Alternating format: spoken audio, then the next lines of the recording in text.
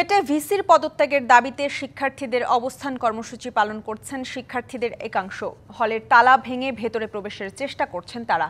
এ নিয়ে আরও বিস্তারিত জানাতে কুয়েট থেকে যুক্ত হচ্ছেন সহকর্মী আমিরুল ইসলাম। আমিরুল, এখন সেখানকার কি পরিস্থিতি, বিস্তারিত জানাবেন।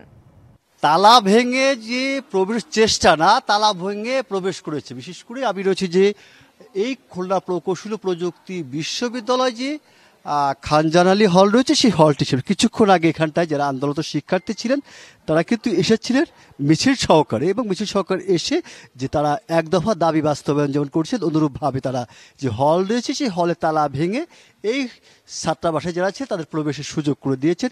পর্যায়ক্রমে এই বিশ্ববিদ্যালয় কিন্তু 7টি হল, একটি ছাত্রী হল, 6টি ছাত্র হল রয়েছে। পর্যায়ক্রমে সেই হলগুলি যে রয়েছে সেগুলো তালা ভেঙে শিক্ষার্থীরা হলে প্রবেশ করে এমন ঘোষণা বাস্তবায়ন করা হচ্ছে। এবং এখানটায় থাকছে যে 6 দফা দাবিতে যে আন্দোলন ছিল, পরবর্তীতে গেল রোববার থেকে শুরু হয়েছিল যে 2 দফা দাবি। সকালে 2 দফা দাবি দেখেছিলাম, কিন্তু এখন কিন্তু একটা দফা দাবি। এবং তাদের যে আন্দোলন শিক্ষার্থীর দাবি যেটা, সেটা হচ্ছে বিশেষ করে যে এই বিশ্ববিদ্যালয়ে যে ভিসি রয়েছে তিনি শিক্ষার্থীদের, সাধারণ শিক্ষার্থীদের নিরাপত্তা দিতে ব্যর্থ হয়েছেন।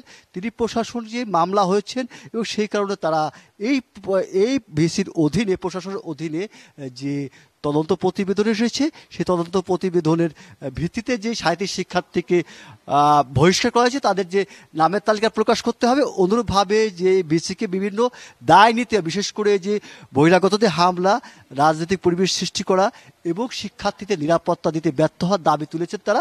সানবিট সব দিবে সামাল, সানবিট ম্যাজিক প্রেস ডিশওয়াশিং এর মাথা ঘোরানো সলিউশন দিয়ে এক দফা দাবি। সে দাবি হচ্ছে যে খুলনা প্রকৌশল প্রযুক্তি বিশ্ববিদ্যালয় উপাচার্যের পদত্যাগ, এবং এই পদত্যাগে তারা অনার রয়েছেন। এবং তারা যে হলগুলি পর্যায়ক্রমে হলগুলিতে তালা ভেঙে প্রবেশ করছেন, এবং এই তালা ভাঙার পূর্বের থেকে তারা কিন্তু যে দেখেছি যে দুর্বার বাংলা পাদোশ থেকে যে মিছিলটি বের হয়েছিল, সেই মিছিলটি বিভিন্ন যে প্রশাসনিক ভবনের সামনে গিয়ে শিক্ষকদেরকে আহ্বান করেছিলেন যে তাদের সঙ্গে এই আন্দোলনে থাকা, বিশেষ করে এই যে হলগুলোর তালা খুলে দেওয়ার বিষয়।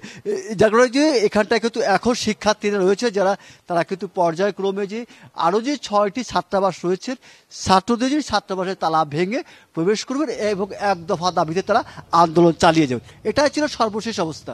আমিরুল, আপনাকে ধন্যবাদ।